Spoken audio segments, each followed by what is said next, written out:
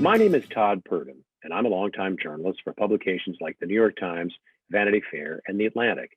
And I'm a spring fellow at USC's Center for the Political Future. I care about politics because politics is what makes our country work, or as the case may be, not work.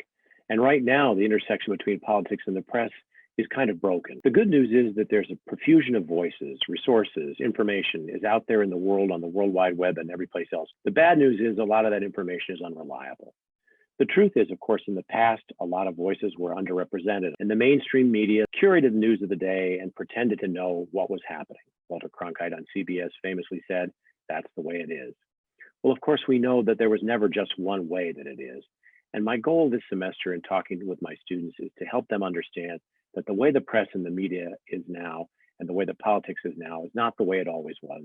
And maybe together we can think about ways to make it better in the future. I guess my first real experience in politics as a reporter was covering New York City government.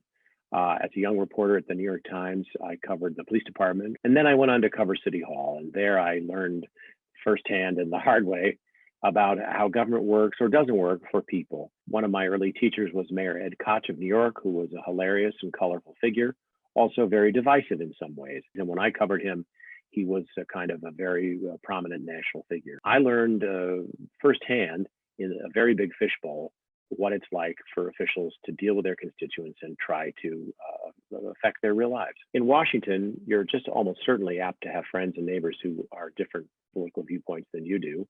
And the way to get along with them is to find the things that you have in common. That may be your children. It may be your lawn care. It's okay to avoid talking about the things that divide you and concentrate on the things that unite you. There's a lot of increasing social science that suggests you can't really persuade people who have a strong view to join your view. But I do think it's always possible to get along with somebody, to be polite, to find the areas where you do agree, and kind of hold hands and jump together the best you can.